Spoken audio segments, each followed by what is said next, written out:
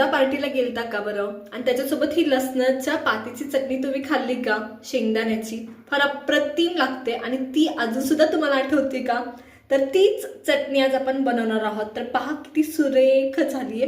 नमस्कार मंडळी, मी कोमल. आज आपण बनवणार आहोत हुरडा पार्टीमध्ये केली जाणारी किंवा हुरडा पार्टीत तुम्ही जाऊन आला असाल किंवा जाणार असाल तर तिथं खाणारी किंवा खाल्लेली अशी लसूण पातीची शेंगदाणा चटणी फार अप्रतिम लागते. हुरडा पार्टीचा सीझन म्हणजे गावरान चवीचा सीझन. तर चला सुरू करूया या गावरान चवीला. लसणाच्या पातीची आपण शेंगदाण्याची चटणी करतोय.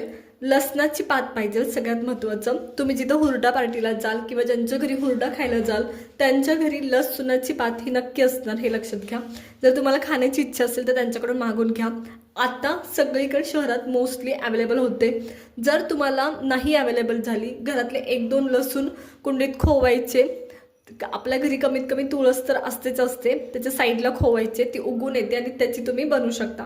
तर लसणाची पात घेतली आहे, लसूण काढून टाकलाय खालचा, शेंडेसुद्धा जे खराब होते ते काढून टाकलेत आणि पात घेतली आहे. जास्त दिवस जर लसणाची पातीची चटणी टिकवायची असेल तर पूर्ण लसणाची पात कोरडी करून घ्यायची. तुमचं बाहेरचं एक्स्ट्रा पाणी नसलं पाहिजे, धुतलेलं वगैरे पाणी नसलं पाहिजे, हे लक्षात घ्या. त्याच्यात इथं मी शेंगदाणे घेतलेत. तुमच्या इच्छेनुसार किती हवे तेवढे तुम्ही घालू शकता. प्रमाण तुम्ही ठरवू शकता दोन्हीचं किती असावं ते तुम्हाला आवडेल त्यानुसार. नॉर्मली जेव्हा माझ्याकडे 1 वाटी जेव्हा कापून लसणाची पात होते ना, तर 1 वाटीच मी शेंगदाणे घेते. हे प्रमाण खूप अप्रतिम आहे.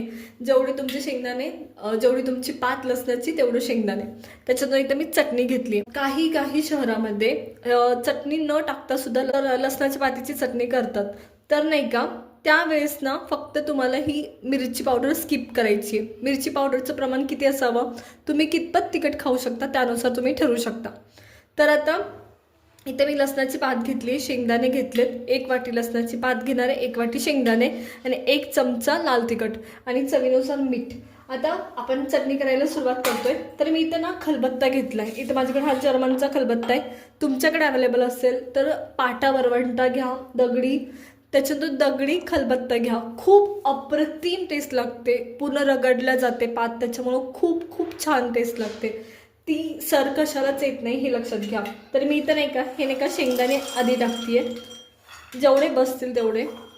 त्याच्यानंतर मी याच्यात नाही का पाती हाताने तोडून टाकतीये. इथं मी पात घेतली आहे आणि हाताने तोडून, किंवा तुम्ही चाकूने कापून सुद्धा टाकू शकता. पण मी हाताने तोडणार आहे कारण मला थोडी पात त्या चटणीत दिसलेली आवडते आणि ती फार अप्रतिम लागते, हे लक्षात घ्या. तर इथं मी ही पात नाही का असं तोडून घेणार आहे. या पद्धतीने थोडी टाकत जायची. वाटताल तसं टाकत गेले तर बरं होईल. आणि शक्यतो मिक्सरला फिरवू नका जर टेस्टी चटणी खायची असेल तर. जर तुम्हाला होतच नसेल तर तुम्ही मिक्सरला फिरू शकता. तर इथं मी ही लसणाची पात सगळी ॲड करून घेते. आता मी टोटल 10 काड्या आत्तापर्यंत ॲड केल्यात. तर जसं वाटणार आहे तसं मी आणखी ॲड करत जाणार आहे. आणि चवीनुसार मी तिखट मात्र पूर्ण आत्ताच टाकते. तर याच्यात मी तिखट ॲड करते, लाल मिरची पावडर 1 चमचा, तर चवीनुसार मीठ. फार अप्रतिम लागते भाकरीसोबत, हुरड्यासोबत तर फार अप्रतिम लागते. तर ही या पद्धतीने आपण आता कुटून घेणार आहे. आणि हे ना रफली कुटायची, खूप बारीक कुटत बसायचं नाही, त्याने तुमचा वेळ पण जाणार आहे आणि टेस्ट नाही का रफली कुटण्यात आहे, हे पण लक्षात घ्या. आता पहा, लसणाची पात खाली गेली आहे आणि बरीचशी कुटली गेली आहे. पात कवळी असेल तर फार लवकर कुटली जाते, वाटली जाते. त्याच्यामुळं थोडी आता परत ॲड करायची या पद्धतीने. तर मी हे ॲड करत असंच कुटत जाणार आहे आणि मग मी तुम्हाला दाखवते कशी झाली आहे. तर इथं मी ही ॲड केली आता परत मी हे कुटून घेते या पद्धतीने. इथं माझं नाही का ही लसणाच्या पातीची चटणी ना कुटून झाली आणि मी तुम्हाला दाखवते. बरं, पूर्ण रफली आहे, मी तुम्हाला दाखवते. हे पहा, पूर्ण अगदी शेंगदाण्याचे तुकडे दिसतात ते, आणि लसूण सुद्धा पूर्ण वाटला गेला नाही या पद्धतीने. तर इथं ही शेंगदाण्याच्या पातीची चटणी, लसणाच्या पातीची चटणी तयार आहे. तर चला साईडला काढून घेऊया.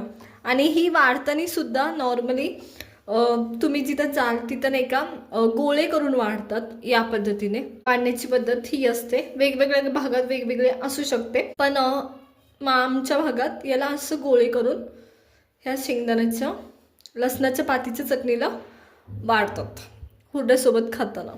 तर चला साईडला काढून घेते मी सगळी लसणाच्या पात्याची चटणी. तयार आहे इथं ही झटपट अशी आपली शेंगदाण्याची लसणाच्या पात्याची चटणी. तर पहा, अप्रतिम झाली आहे. बरं, तुमच्याकडे जर हुरडा नसेल ना तर तुम्ही भाकरी, चपाती, भातासोबत थोडंसं तेल टाकून फार अप्रतिम लागते. नक्की खा. आणि पराठ्यांसोबत पण फार अप्रतिम लागते. त्याच्यामुळे नक्की ट्राय करा. आवडलं असेल तर लाईक करा, शेअर करा आणि सबस्क्राईब करा.